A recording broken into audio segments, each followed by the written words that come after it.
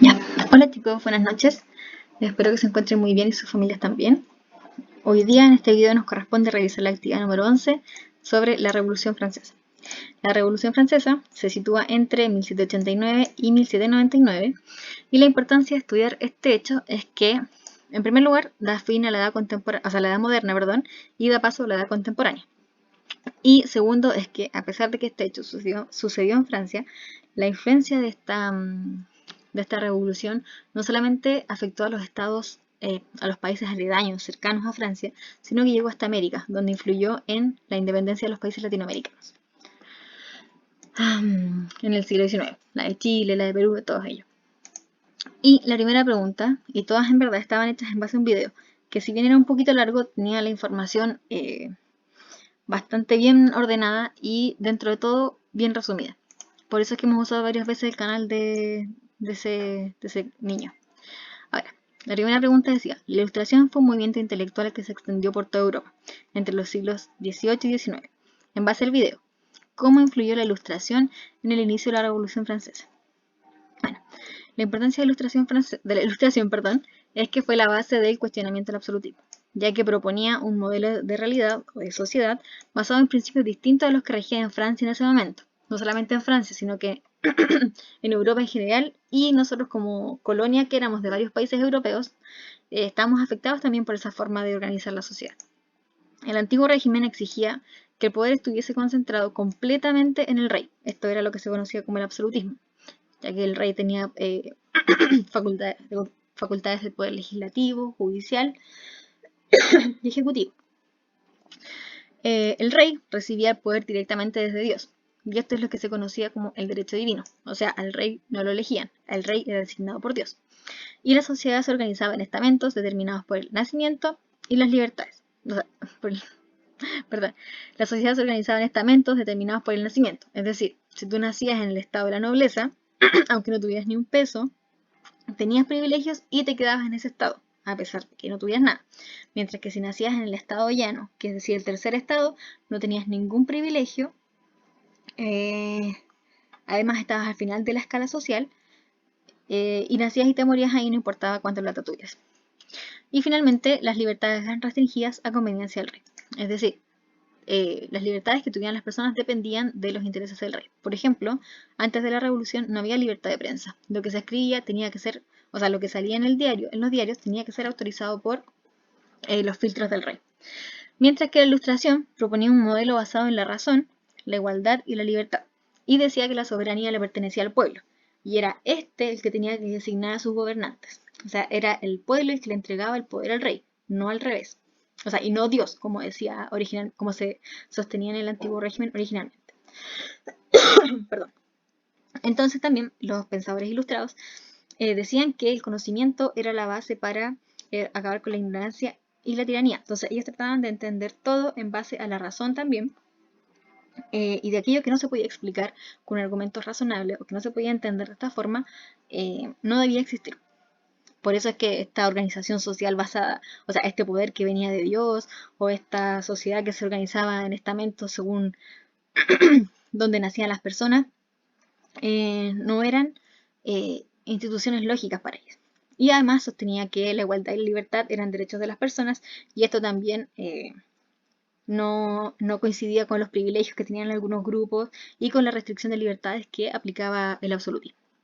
Por lo tanto, la Ilustración crea y difunde principios que cuestionan el gobierno, en este caso de Luis XVI, y dan sustento a la revolución.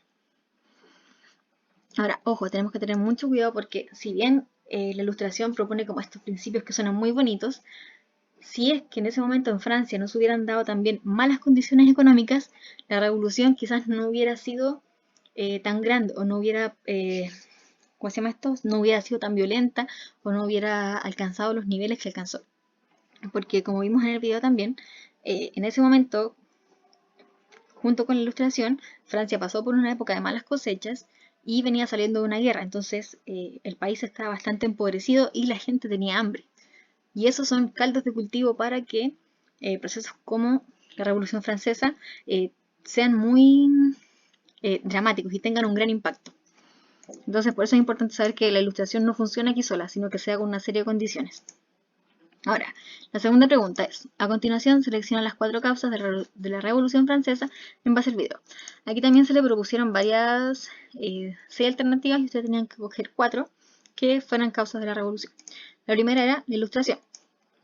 Como vimos antes, inspiró principios que cuestionaban el antiguo régimen. Después tenemos los problemas económicos, que son importantes también porque son los que causan el descontento inmediato de las personas. Tenemos también los gastos y lujos excesivos de la nobleza y los reyes. Que esto es una causa bien importante porque a pesar de que Francia estaba pasando por un mal momento económico, los reyes y los nobles seguían manteniendo su sistema, o sea, su estilo de vida. Ellos seguían dando fiestas, ellos seguían gastando mucho dinero en comidas, en lujos, en ropa, mientras que la gente realmente se estaba muriendo de hambre. Y finalmente tenemos el descontento social provocado por la desigualdad, que era esta diferencia que había tanto entre nobles y pueblo, y los privilegios que tenían el primer y segundo estamento. También incluía la iglesia.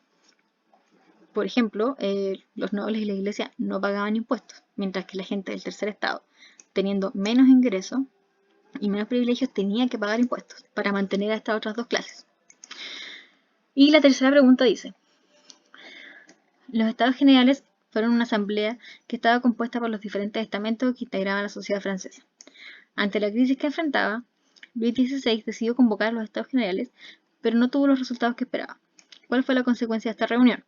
¿Qué sucedió después de ella? Aquí, respecto a la pregunta anterior, le quiero decir que gran parte del curso la tuvo buena. Supieron identificar bastante bien que la Ilustración y los problemas económicos, lo que causó el descontento y que fueron causas de la revolución.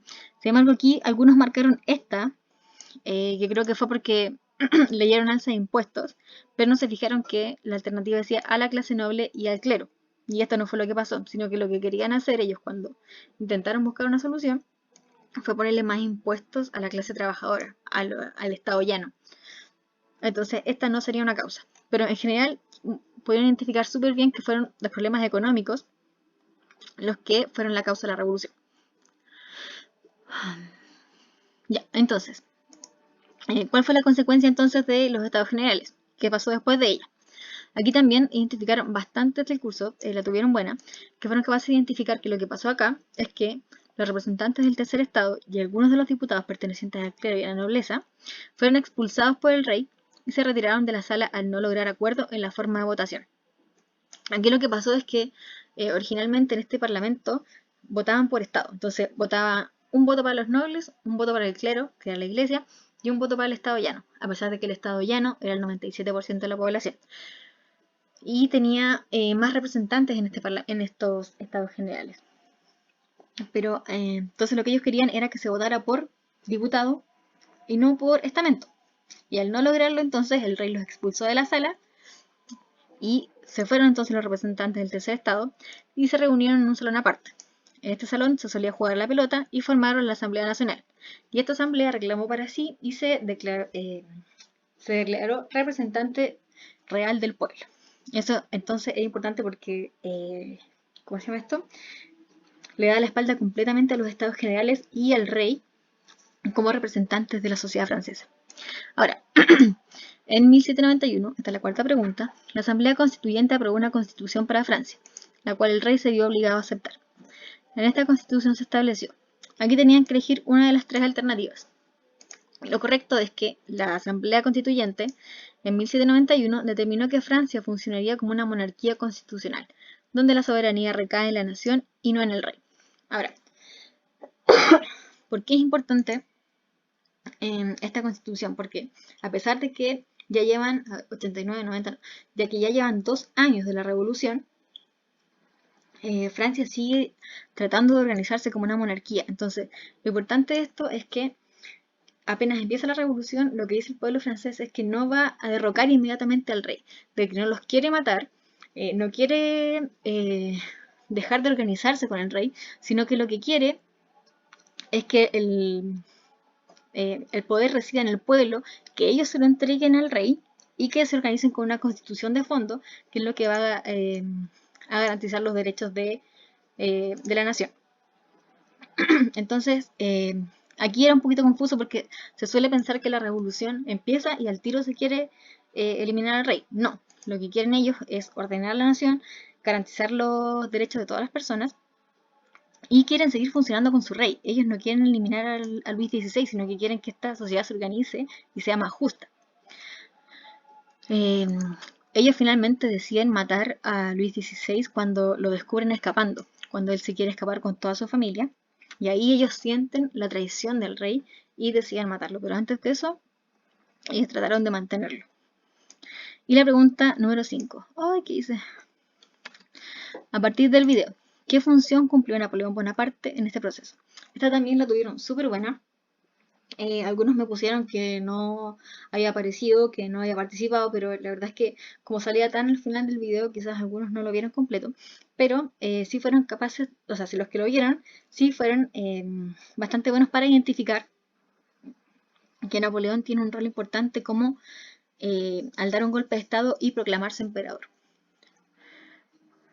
Lo paradójico de esto es que supuestamente los franceses lo que querían era acabar con este régimen que le entregaba el poder a una sola persona, que concentraba las diferentes atribuciones, que no les daba libertad, y querían construir una ciudad igualitaria, justa, con la libertad de las personas, etcétera, etcétera. Y eso es lo que estaban haciendo más o menos, pero resulta que viene Napoleón y estaban en bastante crisis, habían bastantes problemas políticos y económicos en Francia. Viene Napoleón y ordena un poco la sociedad y él se convierte de nuevo en esta figura que concentra todo el poder. Entonces es como que la revolución va avanzando y de repente vuelve otra vez hacia atrás y vuelve a tener esta figura del emperador que concentra todo. Entonces es como un poquito paradójico o como cuestionar un poquito la revolución y no verla como este proceso tan ideal también que nos presenta. Y la última pregunta era sobre los legados de la revolución. Hay varios, investigando, leyendo por ahí, podemos encontrar varios legados de la Revolución Francesa hasta el día de hoy. Yo elegí solamente estos 3, pero vi por ahí que también ustedes eligieron bastante parecidos a estos y están súper bien porque lo importante es que son capaces de identificar los principios ideológicos que seguimos viendo hoy en día, que nos heredó la Revolución Francesa y la Ilustración principalmente. En primer lugar está la Declaración de los Derechos del Hombre y del Ciudadano, que fue creación de la Asamblea Nacional Constituyente, y esta establece derechos aplicables a todos los hombres sin distinción y que va a ser precursora también de los derechos humanos que se crean después. Ahora, también esto hay que mirarlo con cuidado porque a pesar de que ellos crean estos derechos del hombre y del ciudadano, las mujeres quedan fuera. Y a pesar de que ellos dicen que todos los hombres son iguales, Francia sigue manteniendo sus colonias. Por ejemplo, Haití es colonia de Francia y en lugar de liberarla, los haitianos se tratan de apoderar de estos principios de la revolución, tratan de liberarse y lo que hacen los franceses es ir con su ejército y tratar de recuperar Haití. Entonces también hay como que mirar con cuidado estos principios tan ideales que nos presenta la revolución. Segundo legado es que la política amplió su participación en las diferentes clases sociales y se extendió la práctica del sufragio como medio de elección de autoridades. Es decir, la política que antes estaba más que todo limitada al rey y a los nobles, ahora es para todas las clases sociales. Y finalmente es que se dio fin al antiguo régimen, gracias a la revolución, y no solamente al absolutismo, que era esta idea política de que el poder se tenía que concentrar en el rey, sino que la organización social en estamento se tenía que acabar, que eso ya no funcionaba. Y básicamente la forma de ordenar la sociedad ahora era en base a tus méritos, a la riqueza que poseías, pero no, y puedes cambiar de clase social. Ya no necesariamente es por donde tú naces. Y eso. No me acuerdo por qué puse este apunte aquí, pero en algún momento tengo que haber pensado que iba a funcionar, pero no. Y eso, chicos, espero que esta clase que esta revisión les haya servido. Les fue bastante bien en esta actividad. Me alegro mucho que hayan podido identificar también las respuestas y espero que les guste este sistema y vamos a seguir trabajando y buscando diferentes formas de presentar las preguntas para que no sea tan, tan monótonas las preguntas. Eso, que se encuentren muy bien. Saludos.